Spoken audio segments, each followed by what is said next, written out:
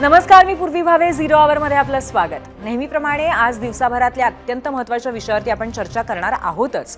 मात्र त्याआधी एक विशेष मुलाखत. आज मुंबईमध्ये एबीपी नेटवर्कच्या आयडियाज ऑफ इंडिया 2026ला सुरुवात झाली.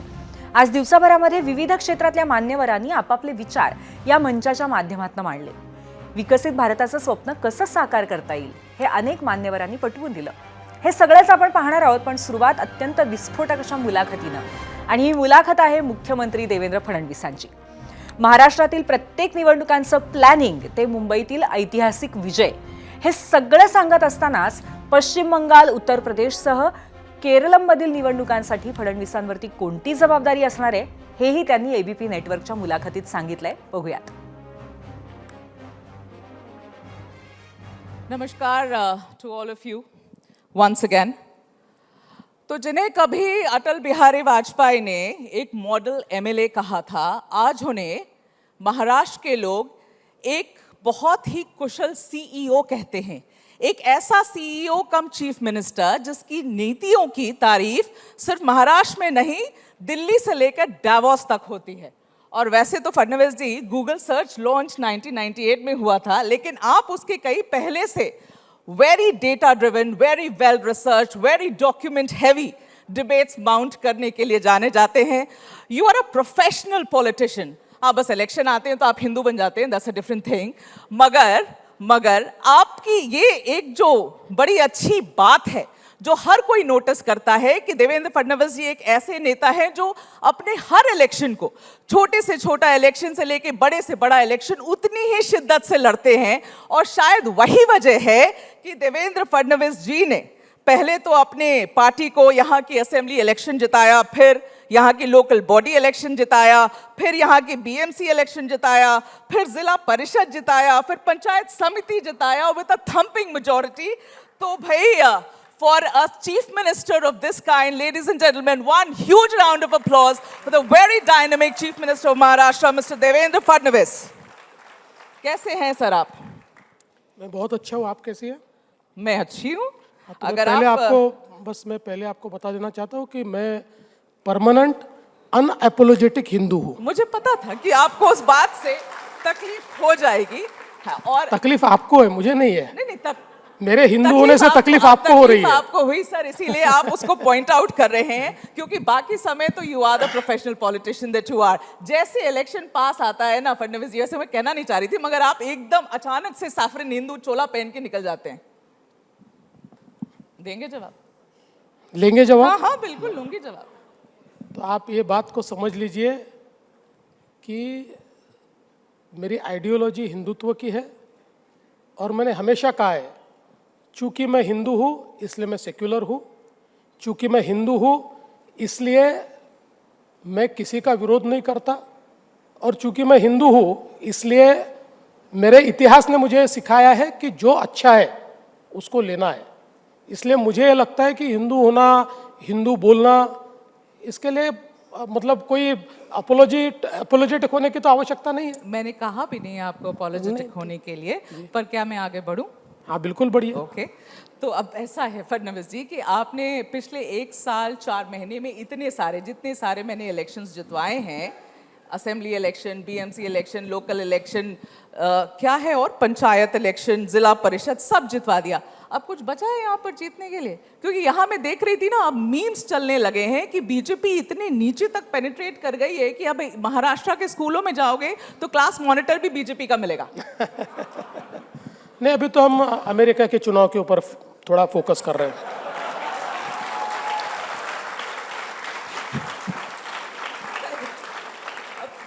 देखिए, ठीक है, चुटकी तो आप ले लीजिए फडणवीस जी, मगर ऐसा है कि आप ना यहाँ इतने सारे आपने चुनाव जिता दिए हैं, आप चुनाव जिताने की सर्टिफाइड मशीन बन गए. अब आपकी पार्टी के सामने थोड़े कठिन चुनाव है.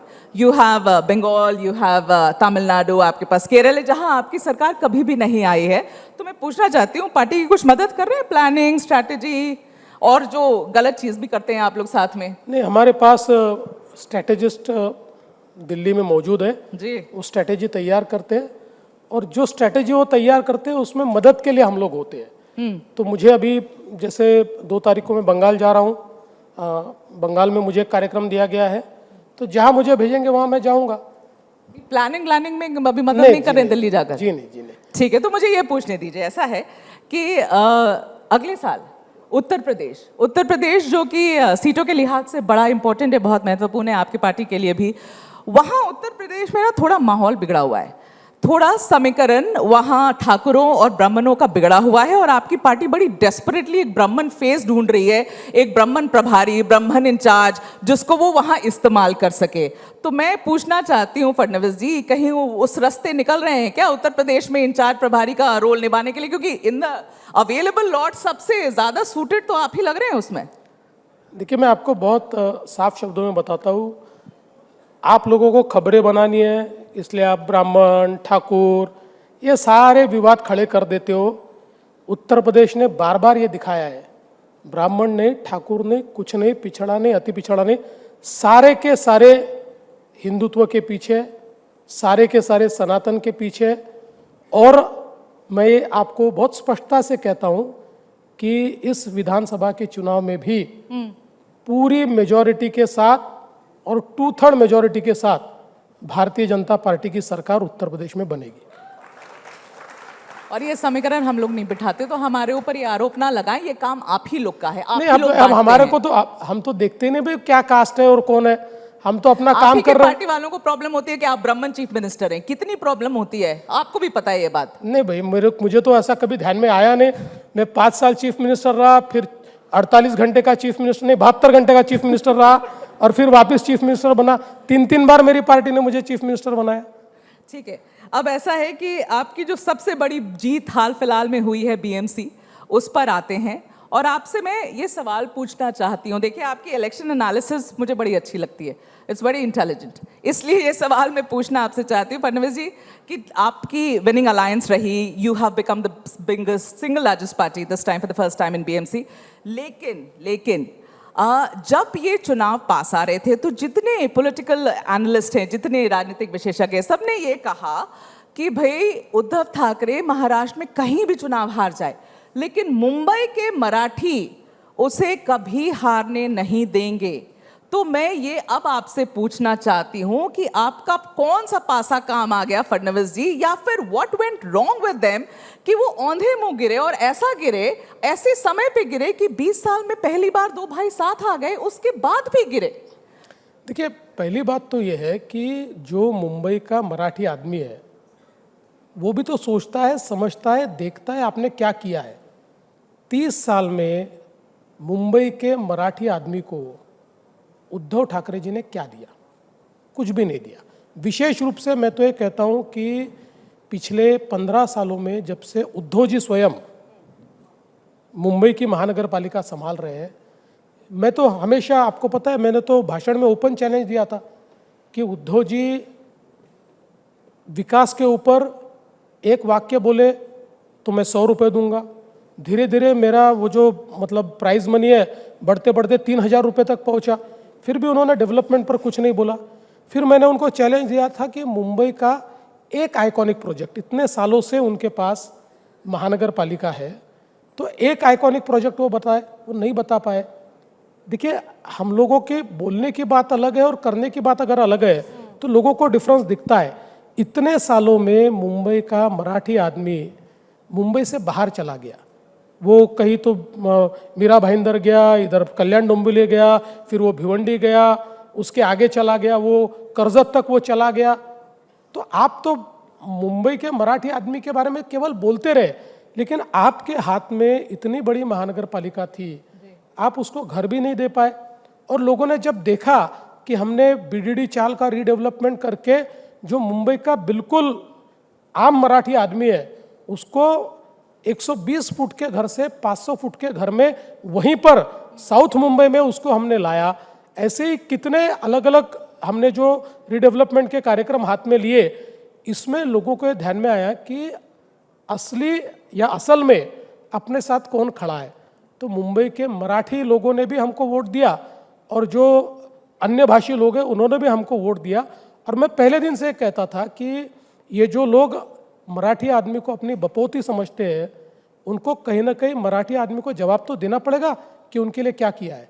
तो ये कुछ नहीं किया, इसलिए दोनों तरफ से हमको वोट मिला और हम चुनकर आए। ठीक है, उन्होंने कुछ नहीं किया वो तो आपने गिना दिया, पर आपने क्या किया वो ज़रा मैं आपसे पूछती हूँ फडणवीस जी। ऐसा है कि इस इलेक्शन में आपकी पार्टी की ऐसी ज़बरदस्त डेस्परेशन देखने को मिली, वो यूं कि आप लोगों ने कई जगह कांग्रेस, AIMIM ऐसे लोगों के साथ हाथ मिलाया। आपने हालांकि बाद में कहा ये गलत हुआ, मैं एक्शन लूंगा, मैं उसको सस्पेंड करूंगा, पता नहीं क्या क्या कहा आपने। कहा मुझे नहीं पता कैसे होता है, पत्ता नहीं हिलता है यहाँ फडणवीस जी आपके बगैर। लेकिन चलिए आपने उनके ऊपर डाल दिया कि ये सब गलत हुआ। अब आप मुझे ये बताइए, ये मतलब कहते हैं ना जैसे all is fair in love and war, वैसे ही लगता है कि all is fair in Fadnavis ji style of politics, कुछ भी करेंगे सत्ता में आने के लिए? देखिए, पहली बात तो यह है कि आप लोगों को पता कुछ होता नहीं है। पता तो मुझे होता है, और आप लोग इतनी बड़ी बड़ी बातें कर देते हैं मानो कोई हमने नहीं, मैं आपको मुझे मालूम है, आपको बता देता हूँ। पहली बात तो जो है कि बदलापुर में जो बात चली कि हमने कांग्रेस से हाथ मिला, हमने कांग्रेस से हाथ नहीं मिलाया। कांग्रेस के 13 कॉरपोरेटर्स ने बदलापुर की नगर पालिका में कांग्रेस को छोड़कर हमारी पार्टी में प्रवेश किया, और उसके बाद हमारा तो नगराध्यक्ष चुनकर आया था, हम उनके भरोसे नहीं थे, हमारा नगराध्यक्ष चुनकर आया था, बाद में उन्होंने हमारी पार्टी में प्रवेश किया। दूसरा, जो MIM की बात आप कर रहे हो, वो तो अकोला जिले की एक बहुत ही छोटी सी नगर पालिका जिसमें टोटल वोटर 12,000 है, उस नगर पालिका में हम लोग चुनकर आए, हमारा नगराध्यक्ष आया। उपनगराध्यक्ष के लिए हमको 2-3 वोट कम थे, तो हमने NCP के साथ अलायंस किया, NCP के साथ। बाद में जब हमारे ध्यान में आया, यहाँ ये होता है कि हमारे कानून में पोस्ट पोल अलायंस आप कर सकते हो और पोस्ट पोल रजिस्ट्रेशन आप कर सकते हो। तो जब हमने पोस्ट पोल अलायंस NCP के साथ किया तो हमको ध्यान में आया कि NCP की को जो एक नॉमिनेटेड कॉरपोरेटर चाहिए, इसके लिए उनको लोग कम पड़ रहे थे, तो उन्होंने पोस्ट पोल रजिस्ट्रेशन में ऑलरेडी MIM के साथ रजिस्ट्रेशन किया था। जैसे हमको ये पता चला, हमने उनके साथ का हमारा अलायंस भी तोड़ा। हमने कभी MIM से अलायंस नहीं किया, हमने उनके साथ का हमारा अलायंस भी तोड़ा। और जिस MLA ने बिना ये सारी सच्चाई को जाने NCP के साथ अलायंस किया था, बहुत सीनियर MLA था, उसको हमने पार्टी से निकालने का नोटिस भी दिया और सस्पेंड भी किया। ये चंद्रपुर और भिवंडी में क्या हुआ? देखिए, चंद्रपुर में आपको पता है कि जो शिवसेना कांग्रेस के कैंडिडेट नहीं भाई, उसको रातों रात उठा के ले आए आप हमने किसी को नहीं, आप वही मैं बोलता हूँ, आप लोग पूरी जानकारी लेते नहीं हो और जो हमारे ऊपर तोप की तोप डालते रहते हो। इसलिए समझ लीजिए, भिवंडी में हमने किसी के साथ अलायंस नहीं किया है। ये बात जरूर है कि हमारे 6 लोग टूटे भिवंडी में, बीजेपी के टूटे 6 लोग, और वो उनके साथ गए, हमने उनको पार्टी से निकाल दिया। हमारे साथ नहीं है वो, ये 6 लोग हमसे टूटे, हमने उनको पार्टी से निकाल दिया। भिवंडी में एक्चुअली सबसे बड़ी पार्टी तो हम ही थे अगर हमारा अलायंस को हम देखें, और मुझे लगता है कि हम बना सकते थे, लेकिन कुछ हमारी अड़चनें थी, उन अड़चनों में थोड़ा टाइम हमको लग गया। उस बीच हमारे 6 लोगों को उन्होंने तोड़ा और उन्होंने वहाँ पर अपना मेयर बनाया। लेकिन चंद्रपुर में उल्टा हो गया। चंद्रपुर में ये हुआ कि चंद्रपुर में हमारे से 4 या 5 लोग वो कम थे, वो ज़्यादा थे, 4 या 5 लोग हमारे पास कम थे। ऐसे समय उद्धव जी की जो पार्टी है, उस पार्टी के लोग टूटे और वो हमारे साथ आए और हमने अपना मेयर बनाया। देखिए फडणवीस जी, यहाँ मैं चंद्रपुर और भिवंडी थोड़ी डिस्कस करने के लिए बैठी हूँ, मोटा मोटी ये बताने के लिए बैठी डिस्कस तो हूँ वही कि कर रहे आपकी- हो, कि अब डिस्कस तो सीमाएं वही कर नहीं रहे हो। है। अब देखिए, अब आपके सारे दलीलें यहाँ पर मतलब एक प्रकार से खोखली निकली, तो आप चिढ़ रहे हो मेरे ऊपर, नाराज हो रहे हो। मेरी कोई बात खोखली नहीं निकली, आपके बोलने से थोड़ी खोखली निकलेगी। तो आपके आप लोग बोलने की से कोई थोड़ी सही सीमा- निकलेगी। आप लोग की कोई सीमा ही नहीं है। आप गलत चीज को सही थोड़ी आप ठहरा लोग की सकते कोई हो। आपकी अरे तो भाई, खासकर आप कोई- गलत चीज को थोड़ी सही ठीक है, ठहरा मैं सकते आगे बढ़ हो। रही अरे हूँ। इतनी बड़ी पार्टी है, लोग कहीं ना कहीं गलतियां करते हैं। चलिए मान लीजिए कि गलती होती है, यही इतना ही भर मान लीजिए कि गलती करते हैं आप लोग। हाँ, तो मैंने कब कहा नहीं करते? ऐसा दुनिया में कौन है नहीं करता? ओके, मुंबई BMC की जो बैंक अकाउंट्स हैं, उन बैंक अकाउंट्स में आई एम टोल्ड 80,000 करोड़ का FT है। वो कई छोटे छोटे राज्यों के बजट से ज्यादा है फडणवीस जी। तो मैं अगर ये आंकड़ा सही है तो आपसे समझना चाहूंगी कि उद्धव ठाकरे को श्रेय देंगे इसका, कम से कम इसका तो श्रेय देंगे उसको, 25 साल में इतना तो पैसे आप उन्होंने जमा किए। देखिए 80,000 करोड़ तो नहीं है, लेकिन हाँ ज़रूर 60-65 हज़ार करोड़ 70,000 करोड़ रुपया है।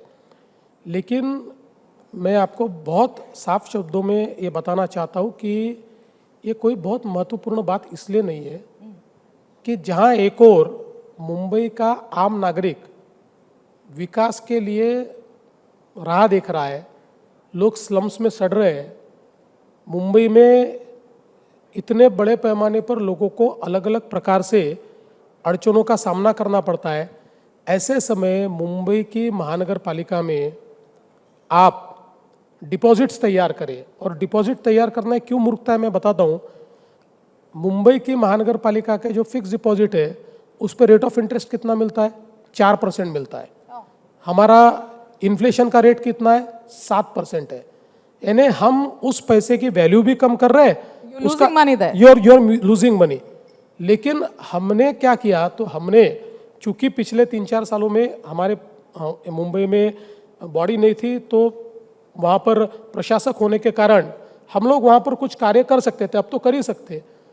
देखिए हम लोगों ने करीब करीब जो मुंबई में कैपिटल एक्सपेंडिचर 10 या 11 करोड़ 10,000 या 11,000 करोड़ होता था, उस कैपिटल एक्सपेंडिचर को हम 24,000 करोड़ तक लेकर गए। और बावजूद उसके हमने मुंबई के जो फिक्स डिपॉजिट है इसको बहुत डिप्लीट नहीं होने दिया।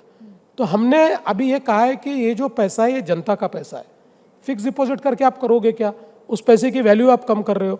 तो एटलीस्ट मुंबई के लोगों के जीवन को बदलने के लिए जो प्रोजेक्ट्स है उन प्रोजेक्ट से आप पैसा दीजिए। देखिए मैं आपको एक बहुत मज़ेदार बात बताता हूँ कि जिस समय इस मुंबई के मेट्रो का नेटवर्क मैंने शुरू किया, देश भर में जहाँ महानगर पालिका के क्षेत्र में मेट्रो का नेटवर्क बना, सब जगह महानगर पालिका ने 25% कंट्रीब्यूट किया है। सबसे अमीर महानगर पालिका मुंबई की थी जी। और जब मैंने मेट्रो का नेटवर्क तैयार करना शुरू किया तो उद्धव जी ने कहा कि हम नहीं देंगे, हम 1 पैसा नहीं देंगे। तो मैंने कहा कि ठीक है, मुझे तो मेट्रो तैयार करना है, तो मैंने MMRDA के माध्यम से कर्जा खड़ा किया।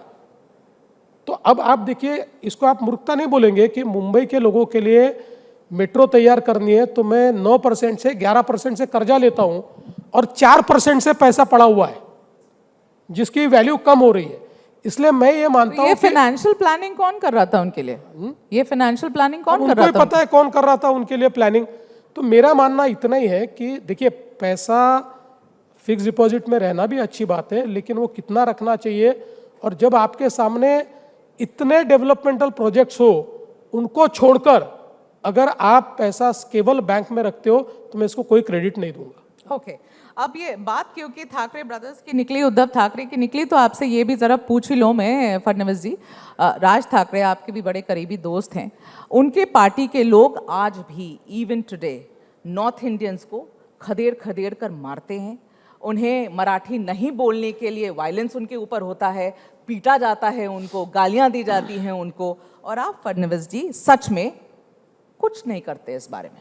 यू जस्ट खाना पूर्ति आप करते, आप कहते नहीं होना चाहिए, हम एक्शन लेंगे, एक आध किसी को अरेस्ट कर लेते हैं, मगर चीफ मिनिस्टर हैं आप, you can ensure that you take an action which is exemplary in nature, कि कोई हिम्मत ना करे कि किसी नॉन मराठी स्पीकिंग के ऊपर हाथ उठाया जाए, but you don't do that.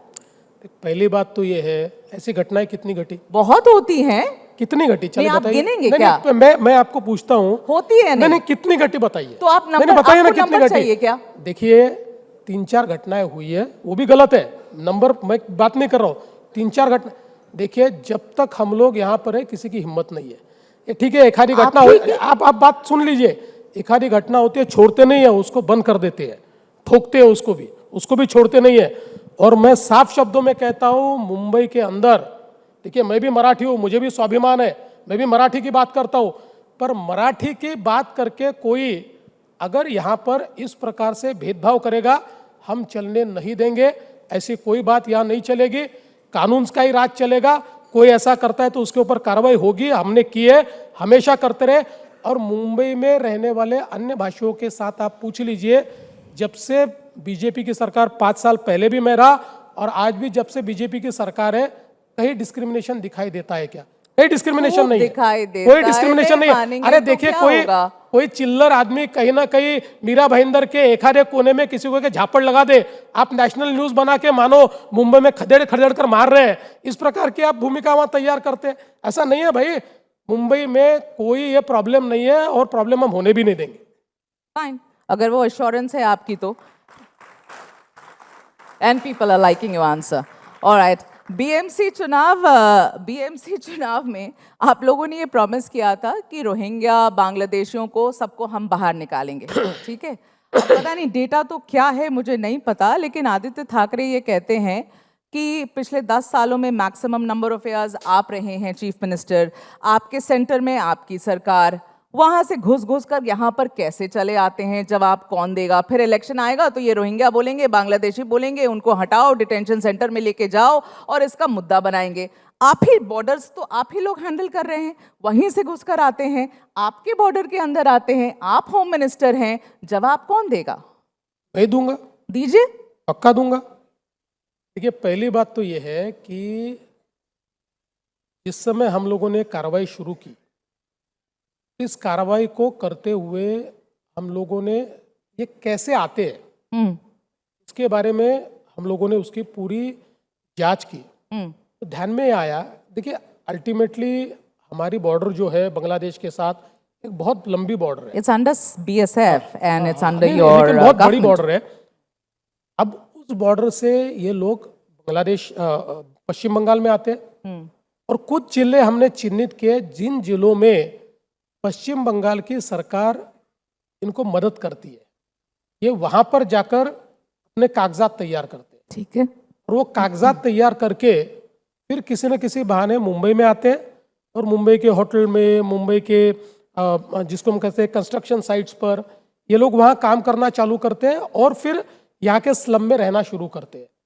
तो अभी हम लोगों ने इनको ढूंढा और मैं आपको बताता हूँ, चूंकि ये domain ministry of external affairs का है, लेकिन मैं आपको इतना पक्का बता देता हूँ कि आज तक के इतिहास में सबसे ज्यादा बांग्लादेशी हम लोगों ने पिछले 1 साल में पकड़कर बांग्लादेश वापस भेजे कितने? हैं। ये मैं इसलिए, मैंने इससे पहले भी मुझे लोगों ने पूछा, ये मिनिस्ट्री ऑफ एक्सटर्नल अफेयर्स आपको बताएगा। मैं आपको इतना कह सकता हूं कि भारत में बड़ी शांति के साथ ये कार्यक्रम पिछले 1 साल में बहुत ताकत से हुआ है और उसमें सबसे बड़ा नंबर ये महाराष्ट्र का है।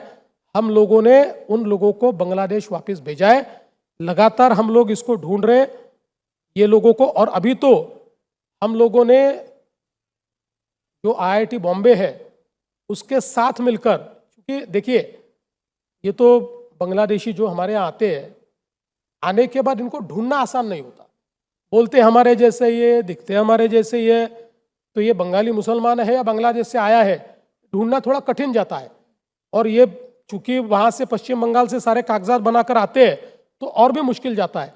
लेकिन अभी हम लोगों ने काफ़ी इनके रैकेट्स भी ढूंढे और अब IIT बॉम्बे के साथ हम एक आर्टिफिशियल इंटेलिजेंस का टूल तैयार कर रहे हैं, जिसमें अभी तक हमको 60-65% सफलता मिली है। और इस टूल का इस्तेमाल करते हुए हम लोग बहुत फास्ट, क्या टूल है? अभी आएगा तो बताऊंगा आपको। हाँ।